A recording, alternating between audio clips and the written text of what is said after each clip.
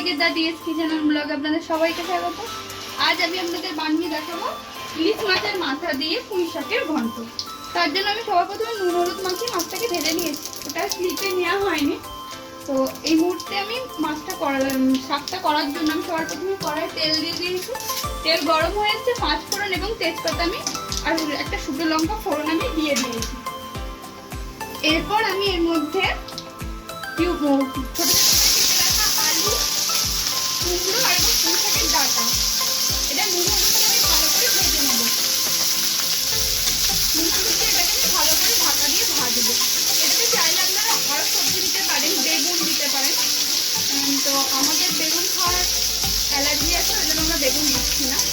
তো এটা আমি এবার নুন দিয়ে হলুদ দিয়ে এটাকে আমি ভাজতে থাকবো। নুন দিয়ে দিলাম আর পরিমাণ মতন হলুদ দিয়ে দিলাম। এবার এটা আমরা ঢাকা দিয়ে ভাজবো। এটা 20% সেদ্ধ হয়ে যাবে, তারপর আমরা শাকটাকে দেবো। সবজিগুলি আমার ভাজা হয়ে গেছে। এবার দুটো কাঁচা লঙ্কা চেরা দিয়ে দিলাম, আর যে শাকটিকে কেটে রেখেছিলাম এই শাকটিকে এবার দিয়ে দিলাম। এই শাকটিকে দিয়ে আমি বেশ খানিকক্ষণ নাড়াচাড়া করবো।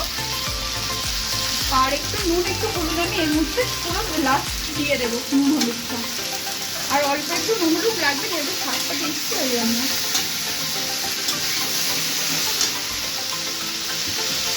পরিমাণ মতো নুন, আর আমার আর নুন লাগবে না এই রান্না। আর সামান্য পরিমাণে হলুদ গুঁড়ো। হলুদ গুঁড়ো তখন যায়নি বললেই চলে, তো দিয়ে দিলাম 1 চামচ মতন হলুদ গুঁড়ো। এবার এই শাক এবার সবজিগুলো ভালো করে সেদ্ধ হোক। এটাতে বিশেষ কিছু আর মশলা লাগে না, লাস্টে শুধু আমি একটু জিরে গুঁড়ো দেবো। এটা জিরে গুঁড়োটা না দিলেও চলে। তারপরে আমি মাছের মাথাটা দেবো।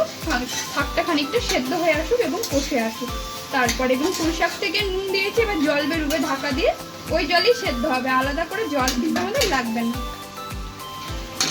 ডাঁটা, শাক এগুলো আমার সব সেদ্ধ হয়ে গেছে। তো এরপর আমি ইলিশ মাছের মাথা এবং কিছুটা ফুলকো বা তেল যেগুলো ছিল সব কিছু আমি এর মধ্যে অ্যাড করে দিলাম।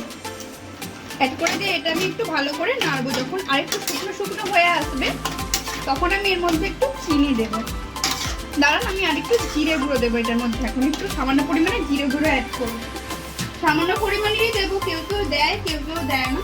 তো আমি দিয়ে করছি, একদম 1/2 চামচ মতন জিরে গুঁড়ো আমি দিয়ে দিলাম।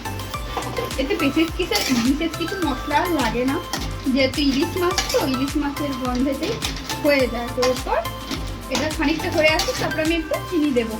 চিনি দিতে হয়, দেখতেই পাচ্ছেন পুরো জল মরে এসেছে। তারপর আমি চিনিটা অ্যাড করে দিচ্ছি। স্বাদ অনুযায়ী আমি লবণ চিনি দেবো। আর সামনে তো দেখতেই পাচ্ছেন আমার একদম পুঁই শাকের ঘন্ট ইলিশ মাছের মাথা দিয়ে একদম রেডি হয়ে গেছে।